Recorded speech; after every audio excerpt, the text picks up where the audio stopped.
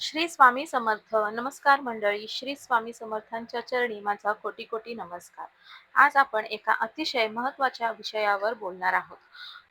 यंदा 2026 मध्ये गुरुपौर्णिमा आलेली आहे. ती 29 तारखेला म्हणजे 29 जुलै 2026 रोजी आहे. गुरुपौर्णिमा 2026 या पवित्र पर्वानिमित्त सुरू होणारी 21 दिवसांची विशेष अशी इच्छापूर्ती स्वामी सेवा. मंडळी, आयुष्यात अशा काही गोष्टी असतात ज्या आपल्याला मनापासून हव्या असतात, पण कितीही प्रयत्न केले तरी त्या मिळतच नाहीत. असं वाटत राहतं. कधी नोकरीत अडचण येते, कधी व्यवसायात प्रगती खुंटते, तर कधी विवाहाचा विषय लांबत जातो आणि कधी संततीसाठी मन तळमळत राहते. कधी आरोग्य साथ देत नाही आणि कधी नुसतंच मनशांती हरवून जाते. अशा वेळी आपण स्वतःशीच म्हणतो की हे कदाचित माझ्या नशिबातच नाही. पण मंडळी, स्वामी भक्तांचा अनुभव आपल्याला वेगळंच काहीतरी सांगतो. जिथे खरी श्रद्धा असते आणि योग्य पद्धतीने केलेली सेवा असते, तिथे जे नशिबात नाही असं वाटतं ते सुद्धा मिळू शकतं. अशक्य ही शक्य करतील स्वामी. याच श्रद्धेवर आधारित आपण सर्वच 21 दिवसांची स्वामींची गुरुपौर्णिमेपासून एकत्र सुरू सेवा करणार आहोत. हा व्हिडिओ शेवटपर्यंत नक्की पहा, कारण यात मी तुम्हाला गुरुपौर्णिमेचे आध्यात्मिक महत्त्व सांगणार आहे आणि 21 दिवसांच्या सेवेची संपूर्ण साधी सोपी कृती सांगणार आहे. कोणते नियम पाळायचे आहेत, त्याचबरोबर सेवा करताना नेमकी कोणती विशेष अशी काळजी घ्यायची आहे, तेही तुम्हाला या व्हिडिओमध्ये समजणार आहे. म्हणून व्हिडिओ आवडला तर आत्ताच लाईक करा, चॅनलला आपल्या सबस्क्राईब करा आणि कमेंट बॉक्समध्ये श्री स्वामी समर्थ असं नक्की लिहा, म्हणजे तुमचा संकल्प अजून दृढ होईल. चला मंडळी, आता आपण गुरुपौर्णिमेच्या महत्त्वाबद्दल बोलूया. गुरुपौर्णिमा हा दिवस आपल्या भारतीय संस्कृतीत गुरुतत्वाला वंदन करण्याचा दिवस मानला जातो. आषाढ महिन्यातील गुरुपौर्णिमेला हा पवित्र सण साजरा केला जातो. असं मानलं जातं की याच दिवशी महर्षी व्यासांचा जन्म झाला, म्हणून या दिवसाला व्यास पौर्णिमा असंही म्हणतात. पण भक्ती मार्गात गुरुपौर्णिमेचे महत्त्व यापेक्षाही खूप खोल आहे. गुरु म्हणजे फक्त शिकवणारी व्यक्ती नाही, तर गुरु म्हणजे अंधकारातून प्रकाशाकडे नेणारी एक अलौकिक शक्ती. गुरु म्हणजे अंधकार आणि गुरु म्हणजे त्या अंधकाराचा, असा त्याचा अर्थ होतो. म्हणजेच गुरु स्वामी भक्तांसाठी हा दिवस विशेष भावूक असतो, कारण स्वामींनी आपल्याला नेहमी सांगितले आहे, भिवू नकोस, मी तुझ्या पाठीशी आहे. मंडळी, हे एक वाक्य आजही लाखो करोडो भक्तांना धीर देत संकटात असताना हात धरतं आणि पुढे जाण्याची ताकद देते. गुरुपौर्णिमेच्या या पवित्र दिवशी स्वामींप्रती मनापासून कृतज्ञता व्यक्त करणं, त्याचं भावपूर्ण स्मरण करणं आणि एक नवीन संकल्प घेणं हे विशेष फलदायी मानले जाते. आणि म्हणूनच याच दिवसांपासून सुरू होणारी सेवा ही अधिक प्रभावी आणि परिणामकारक मानली जाते. आता तुम्हाला प्रश्न पडला असेल की ही सेवा 21 दिवसांचीच का बरे? तर पहा, आध्यात्मिक दृष्टीने 21 हा आकडा खूप महत्त्वाचा मानला जातो. असं म्हटले जाते की कोणताही संकल्प, कोणतीही सवय, कोणतीही साधना जर सलग 21 दिवस मनापासून केली तर ती आपल्या मनात आणि आपल्या आयुष्यात खोलवर रुजते. स्वामी सेवेच्या बाबतीतही अगदी हेच घडते. 21 दिवस सलग श्रद्धेने आणि नियमाने केलेली सेवा भक्तांच्या मनाला स्थिरता देते, नकारात्मक विचार कमी करते आणि आतून एक सकारात्मक ऊर्जा जागृत करते. अनेक भक्त आवर्जून सांगतात की अशी सेवा केल्यानंतर त्यांच्या आयुष्यात हळूहळू बदल जाणवू लागले. मन शांत झाले, अडकलेली कामे मार्गी लागू लागली आणि नात्यांमध्येही एक गोडवा परत आला. अर्थातच याचा परिणाम प्रत्येकाच्या श्रद्धेवर आणि त्यांच्या नियमित तत्वेवर अवलंबून असतो.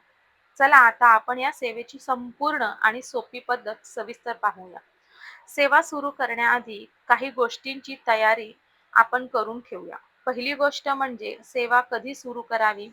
तर या गुरुपौर्णिमेच्या पावन दिवशी 2026 मध्ये गुरुपौर्णिमा नेमकी कोणत्या तारखेला आहे याची एकदा पंचांगात खात्री जरूर करून घ्या. दुसरी गोष्ट म्हणजे जागा, घरातली देवघर किंवा घरातलं कोणतीही शांत जागा निवडा, जिथे तुम्हाला रोज न चुकता बसता येईल. तिसरी गोष्ट म्हणजे साहित्य. स्वामी समर्थांची प्रतिमा किंवा फोटो किंवा एक मूर्ती. त्याचबरोबर एक समई किंवा दिवा, उदबत्ती, काही सुवासिक फुले आणि एक छोटी वही आणि पेन एवढं जवळ ठेवा. आणि सगळ्यात महत्त्वाची गोष्ट म्हणजे संकल्प सेवा सुरू करण्याआधी मनात एक स्पष्ट संकल्प करा. मला नेमकं काय हवे आहे हे मनाशी नीट ठरवा आणि शक्य असेल तर ते त्या वहीत लिहून ठेवा. आता रोजची सेवा कशी करायची ते समजून घ्या. रोज सकाळी स्नान करून स्वच्छ आणि शांत मनाने देवघरात बसा. सगळ्यात आधी दीप प्रज्वलन करा. समईत किंवा दिव्यात तेल किंवा तूप घालून दिवा लावा. दिवा लावताना मनात म्हणा, श्री स्वामी समर्थ, माझ्या अंधकारमय मार्गावर आपला प्रकाश दाखवा. त्यानंतर नामस्मरण करा. श्री स्वामी समर्थ या नामाचा किमान 108 वेळा मनापासून जप करा. माळ असेल तर त्या माळेवर जप करा आणि नसेल तर मनातल्या मनात मोजत राहा. त्यानंतर मनापासून प्रार्थना करा. हात जोडून, डोळे मिटून आपला संकल्प स्वामींसमोर अगदी स्पष्ट शब्दात मांडा. असं म्हणा, स्वामी, माझी ही इच्छा मी आपल्या चरणी अर्पण करते. आपल्या कृपेने ती पूर्ण हो, हीच माझी नम्र प्रार्थना आहे. त्यानंतर शक्य असेल तर श्री स्वामी समर्थ स्तवन किंवा श्री गुरु लीलामृत यातील एखादा अध्याय नक्की वाचा. वेळ कमी असेल तर निदान एक अध्याय किंवा काही ओव्या जरूर वाचा. आणि सगळ्यात शेवटी कृतज्ञता व्यक्त करा. सेवा आपण संपवत असताना स्वामींचे मनापासून आभार माना. असं म्हणा, जे मला मिळालं त्याबद्दल धन्यवाद आणि जे मी मागितले आहे ते सुद्धा योग्य वेळी नक्की मिळेल, यावर माझा पूर्ण विश्वास आहे. ही सेवा रोज एकाच वेळी शक्यतो सकाळी करण्याचा प्रयत्न करा. साधारण 20 ते 30 मिनिटात ही संपूर्ण सेवा पूर्ण होते.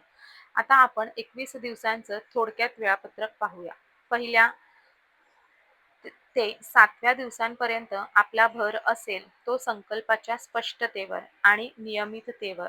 8वे ते 14व्या दिवसापर्यंत नामस्मरण आणि पठणात सातत्य ठेवा. मध्येच खंड पडू देऊ नका. आणि 15व्या ते 21 दिवसापर्यंत पूर्ण श्रद्धेने ही सेवा पूर्ण करा. 21व्या दिवशी विशेष स्वामींचे आपल्याला विशेष असे आभार मानायचे आहे. सेवेची भावपूर्ण सांगता करायची आहे. मंडळी, ही सेवा खऱ्या अर्थाने फलदायी ठरण्यासाठी काही नियम पाळणं अत्यंत गरजेचे आहे. सगळ्यात पहिला नियम म्हणजे नियमितता. 21 दिवसात एकही दिवस खंड पडू देऊ नका. जर खंड पडला तर ती सेवा ग्राह्य धरली जात नाही. परंतु जर स्त्रियांना सेवा करताना मासिक धर्म आला तर त्यांनी मासिक धर्माचे 4 ते 5 दिवस स्किप करावे आणि त्याच्यानंतर तुमची सेवा ही कंटिन्यू करावी. परंतु काही अनावश्यक गोष्टींमुळे, कारणांमुळे जर सेवेमध्ये खंड पडला तर सेवा पहिल्या दिवसापासून पुन्हा सुरू करावी असे मानले जाते. दुसरा नियम म्हणजे शुद्धता. या काळात आपला आहार शक्य तितका सात्विक ठेवण्याचा प्रयत्न करा. तिसरा नियम म्हणजे शब्दांवर नियंत्रण ठेवावे. या काळात राग, निंदा आणि वाद टाळण्याचा प्रामाणिक प्रयत्न करा. चौथा नियम म्हणजे श्रद्धा. ही सेवा कोणतीही परीक्षा म्हणून करू नका. ती मनापासून आणि पूर्ण विश्वासाने करा. 5वा नियम आहे तर धीर धरा. म्हणजे फळ लगेच दिसेलच असे नाही. त्यामुळे संयम ठेवा आणि स्वामींच्या इच्छेवर पूर्ण विश्वास ठेवा. तामसिक पदार्थ या ठिकाणी अजिबात सेवन करू नका. मांस, मदिरा, मद्यपान हे सर्व तुम्हाला टाळायचे आहे. सेवा करत असताना संयम ठेवा. स्वामींच्या इच्छेवर पूर्ण विश्वास ठेवा. मंडळी, इथे एक गोष्ट मी अगदी मनापासून स्पष्ट सांगू इच्छिते. ही सेवा आपली श्रद्धा आणि आपले मानसिक स्थैर्य, त्याचबरोबर आपली सकारात्मकता वाढवण्यासाठी आहे. आपल्या आयुष्यात काही वैद्यकीय, आर्थिक किंवा कायदेशीर अडचणी असतील तर त्यासाठी योग्य डॉक्टर, तज्ज्ञ किंवा सल्लागार यांचा सल्ला घेणं तितकेच आवश्यक आहे. ही सेवा त्या प्रयत्नांना पूरक आहे. ती कधीही पर्याय नाही. आणि सगळ्यात महत्त्वाचं म्हणजे ही सेवा पूर्णपणे ऐच्छिक आहे. यात कोणावरही कसलीही जबरदस्ती नाही. ज्यांना यात मनापासून श्रद्धा आहे त्यांनीच ती करावी. अनेक स्वामी भक्त आवर्जून सांगतात की अशी नियमित सेवा केल्यावर त्यांना मनशांती जाणवली, निर्णय घेण्याची स्पष्टता आली आणि अवघड वाटणाऱ्या परिस्थितीतही त्यांचा आत्मविश्वास टिकून राहिला. काहींनी सांगितले की त्यांची अडकलेली कामे हळूहळू मार्गी लागलेली आहेत, तर काहींनी सांगितले की त्यांच्या नात्यांमध्ये सुसंवाद वाढला. मंडळी, प्रत्येकाचा अनुभव वेगळा असू शकतो, कारण प्रत्येकाची श्रद्धा, प्रत्येकाची परिस्थिती आणि प्रत्येकाच्या सेवेतील सातत्य वेगवेगळे असते. तुम्ही ही सेवा केली तर तुमचा अनुभव आम्हाला नक्कीच कमेंटमध्ये सांगा. मंडळी, या गुरुपौर्णिमेला फक्त एक सेवा सुरू करू नका, तर एक नवा दृष्टिकोन स्वीकारा. सकारात्मकतेचा, संयमाचा आणि श्रद्धेचा. स्वामी नेहमी सांगतात, उदंड झाली उन्हे आता सावली दे. याचा अर्थ पुन्हा एकदा सांगते, स्वामी नेहमी सांगतात, उदंड झाली उन्हे आता सावली दे. तर याचा अर्थ असा की कितीही खडतर काळ आला तरी योग्य वेळी स्वामी आधार हे देतातच. फक्त आपली श्रद्धा आणि आपली सेवा अखंड ठेवायची. तर मंडळी, आजच्या या व्हिडिओत आपण पाहिले गुरुपौर्णिमेचे भावपूर्ण महत्त्व, 21 दिवसांच्या स्वामी सेवेची संपूर्ण कृती आणि ती करताना पाळायचे नियम आणि आवश्यक ती काळजी. ही सेवा तुम्ही आजपासून किंवा गुरुपौर्णिमेच्या पावन दिवसापासून सुरू करू शकता. संपूर्ण श्रद्धेने आणि नियमितपणे केली तर नक्कीच एक सकारात्मक बदल जाणवेल, असा अनेक भक्तांचा अनुभव आहे. व्हिडिओ आवडला असेल तर लाईक करायला अजिबात विसरू नका.